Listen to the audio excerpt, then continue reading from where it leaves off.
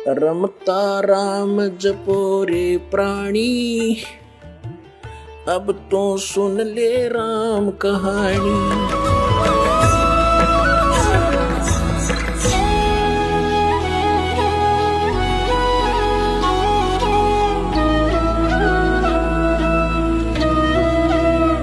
परम पिता परमात्मा पूर्ण ब्रह्म सारी सृष्टि के रचनहार कबीर परमेश्वर जी की असीम रजा से आप सभी पुण्यात्माएं सत्संग सुनने के लिए उपस्थित हैं।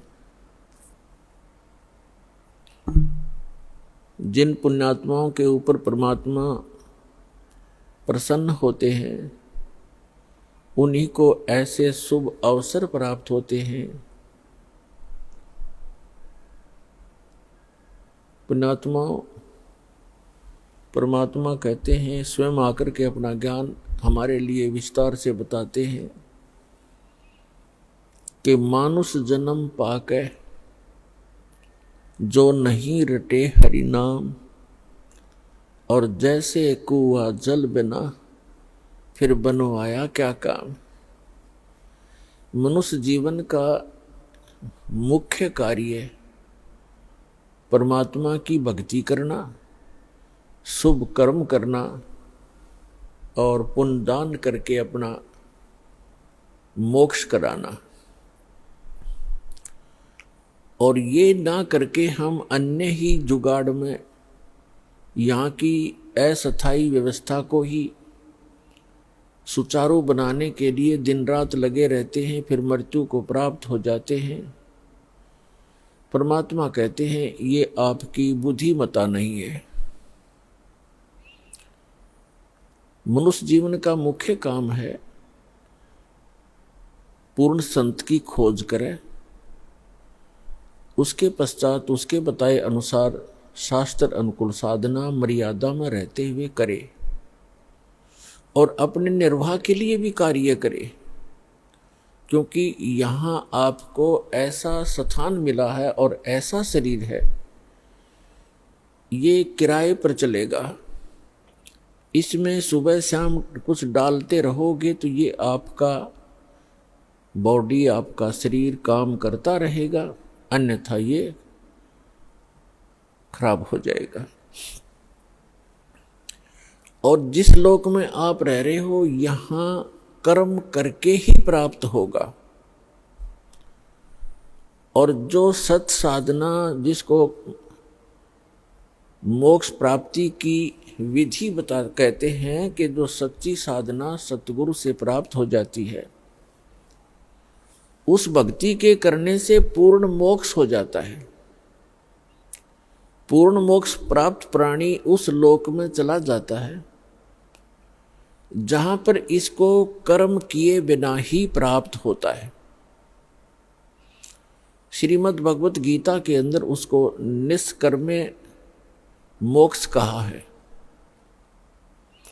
वहां जाने के बाद कोई भी बगैर काम किए ही आपको सब कुछ प्राप्त होगा। इसलिए आप जिस स्थान पर रह रहे हो, ये आपने कर्म करते करते भक्ति करनी पड़ेगी। निर्वाह के कर्म करते करते आपको भक्ति के कर्म भी करने पड़ेंगे। इसलिए प्रत्येक सदग्रंथ के अंदर जो प्रावधान है वो इसी प्रकार का है। सबसे पहले आपको श्रीमद् भगवत गीता का प्रमाण देते हैं कि उसमें कैसी भक्ति करने को कहा है और उस भक्ति के करने का तरीका कौन सा है और वो साधना है कौन सी। श्रीमद् भगवत गीता अध्याय नंबर 8 के श्लोक नंबर 1 में अर्जुन ने पूछा कि भगवान, आपने श्रीमद् भगवत गीता अध्याय नंबर 7 के श्लोक नंबर 29 में कहा है कि मेरे ज्ञान का जो आश्रय कर लेते हैं। कौन से ज्ञान का? गीता अध्याय नंबर 4 के श्लोक नंबर 32 और 34 में एक विशेष उल्लेख है कि सच्चिदानंद घन ब्रह्म अपने मुख कमल से स्वयं ही यहाँ आकर के एक यथार्थ ज्ञान बताता है, उसको तत्व ज्ञान कहते हैं। तो चौथे अध्याय के 34वें श्लोक में कहा कि उस तत्व ज्ञान को तत्वदर्शी संत ही जानते हैं। उन तत्वदर्शी संतों के पास जाकर के उस तत्व ज्ञान को अर्जुन ग्रहण करो। यदि आप पूर्ण मोक्ष प्राप्त करना चाहते हो, यदि आप उस शाश्वत स्थान को प्राप्त करना चाहते हो, गीता अध्याय नंबर 18 के श्लोक नंबर 62 में, गीता अध्याय नंबर 15 के श्लोक नंबर 4 में, गीता अध्याय नंबर 18 के श्लोक नंबर 66 में जो प्रमाण दिया है कि अर्जुन तू सर्वभाव से उस परमेश्वर की शरण में जा, उसकी कृपा से तू परम शांति को और शाश्वत स्थान अर्थात उस अमर लोक को प्राप्त होगा, सनातन परम धाम को प्राप्त होगा, जहां जाने के बाद साधक फिर लौटकर कभी संसार में नहीं आते।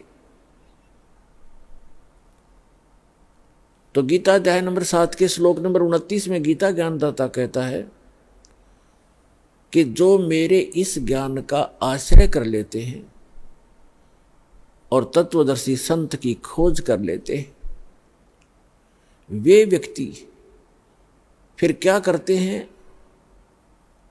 जरा मरण मोक्षाय, जरा मरण मोक्षाय यतन्ति ते तत् ब्रह्म विदु कृत्स्नम अध्यात्म अखिल च कर्मम। वो व्यक्ति जो उस तत्ब्रह्म से परिचित हैं और सारे दातम ज्ञान से परिचित हैं और सभी कर्मों से परिचित हैं, वे केवल जरा यानी वृद्धावस्था के दुख से और मरण माने मृत्यु के दुख से बचने के लिए ही प्रयत्न करते हैं, उससे मोक्ष प्राप्ति के लिए प्रयत्न करते हैं। जो व्यक्ति तत्ब्रह्म से परिचित हो जाते हैं और सारे दातम ज्ञान से और सभी कर्मों से कि बुरे कर्म करोगे तो बुरा फल मिलेगा, अच्छे कर्म करोगे तो अच्छा फल मिलेगा, तुमने उस दरगाह का मैल नहीं देखा, धर्मराज के तिल तिल का लेखा।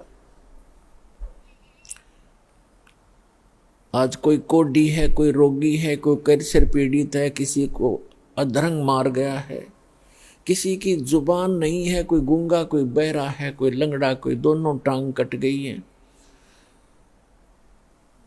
कोई और अन्य भयंकर आपदाओं का सामना कर रहे हैं मनुष्य शरीरधारी प्राणी। और अन्य प्राणी भी आप देखते हो, कोई कुत्ता है, खाद लगी है, कीड़े पड़े हुए हैं, टांग टूट गई, पिछले हिस्से को पैरालिसिस हो गया है, दोनों पैरों को लटका के घसीट रहा है। तो ये आपके पूर्व जन्म के कर्मों का परिणाम है। तो ये ज्ञान सत्संग से होता है कि जैसे कर्म आप इस मानव शरीर में करोगे, वो आगे आपको भोग्य होंगे। इसलिए आप जी ऐसे कर्म ना करो जो आपको आगे उनका दंड भोगना पड़े। और पीछे गलती में जो भी कुछ हो चुका है उसका प्रावधान, उसका एक विकल्प बताया है परमेश्वर ने कि मेरी शरण में, यानी कबीर परमात्मा पूर्ण ब्रह्म परम अक्षर ब्रह्म की शरण में जो व्यक्ति आ जाता है, उनके सभी पूर्व जन्म के जो अनजानपने में हुए पापों का नाश कर दिया जाता है और पापों से ही प्राणी को कष्ट होता है। आगे फिर वो इस ज्ञान से परिचित होकर के भविष्य में ऐसी गलती वो करता नहीं, क्योंकि वो संपूर्ण अध्यात्म ज्ञान से और सभी कर्मों के परिणामों से परिचित हो चुका है। तो वो व्यक्ति केवल जरा और मरण, जरा माने वृद्धावस्था का कष्ट, इस मनुष्य के ऊपर, मानव शरीर के ऊपर सबसे बड़ा भयंकर दुख है। प्रथम तो वृद्धावस्था का और दूसरा फिर मृत्यु। आप सारा जीवन लगे रहते हो अपने परिवार को सुरक्षित और सुखी बनाने के लिए, और कोठी कार फैक्ट्री जचाने के लिए, और एक सेकंड में मृत्यु हो जाती है। बताओ, किस काम पर सारा जीवन डिवोट कर दिया आपने, जो आपका था नहीं, आपके संग जा नहीं सकता, जिसको आप अनजानपने में अध्यात्म मार्ग का ज्ञान ना होने से परमात्मा कहते हैं आप यहाँ अस्थायी वस्तुओं को स्थायी जानकर बालकों की तरह अपना सारा जीवन वहीं नष्ट कर देते हो। और जो कुछ भी आपके पूर्व जन्म के भाग्य में है और वही आपको मिलता है। आप अपनी चतुरता के कारण, अध्यात्म मार्ग से अपरिचित होने के कारण आप अपने भविष्य के कर्म और खराब कर लेते हो। इसलिए ये आपको एक तत्व ज्ञान रूपी दीपक दिया जाता है, एक टॉर्च दी जाती है, जिसकी रोशनी में आप अच्छे रास्ते पर चलें, गड्ढों और झाड़ जंखाड़ों में ना घुस जाएं, जो आपको दुखदाई होते हैं। तो प्रसंग चल रहा है कि जरा और मरण से छूटने का प्रयत्न जो करते हैं,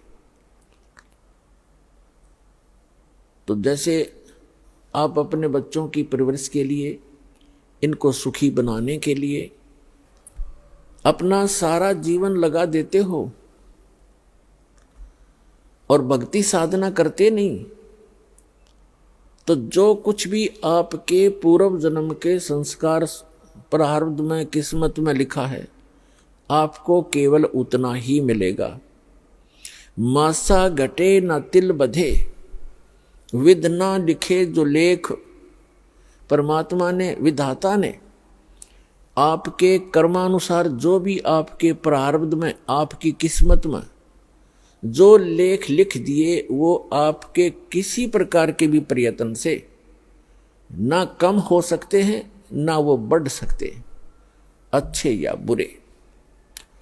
फिर क्या बताते हैं, इसके साथ साथ एक विकल्प बताया है कि सच्चा सतगुरु मेट कर ऊपर मारे मेघ। सच्चा सतगुरु, वैसे तो सतगुरु कहना पर्याप्त है, पहले तो सतगुरु शब्द की क्यों आवश्यकता पड़ी? गुरु शब्द पर्याप्त है। गुरु का अर्थ होता है मार्गदर्शक, लेकिन नकली गुरु घने हो गए, इसलिए सतगुरु शब्द संतों ने, परमेश्वर ने प्रयोग किया कि जो सच्चा गुरु है वो ही कारगर विधि बताता है। फिर ये सतगुरु निरे हो गए, ये राधा स्वामी, धन सतगुरु, सच्चा सौदा, सिरसार, जगमाल वाली, ये तेरे सारे निरंकारी, ये सारे सतगुरु कहने लगे। तो इसलिए संतों ने एक शब्द और बोल दिया कि सच्चा सतगुरु। अब सतगुरु भी सच्चा चाहिए, नकली घने हो गए, जिनको कह का पता नहीं, अध्यात्म मार्ग ये जानते नहीं, इन्होंने भी सतगुरु जो अपने उपमा लगा ली। तो यहां बताया है कि सच्चा सतगुरु यानी सच्चा सतगुरु मेट कर ऊपर मारे मेघ। तो इस मनुष्य जीवन को सफल बनाने के लिए सबसे पहले आपको सतगुरु की आवश्यकता पड़ती है, सच्चे सतगुरु की। और पुण्यात्मा, इस विश्व में वर्तमान के अंदर इस दास के अतिरिक्त वो सच्ची साधना और ये तत्व ज्ञान, सत्य ज्ञान किसी भी आज के मार्गदर्शक के पास नहीं है। तो ये दास ही वो सच्चा सतगुरु है।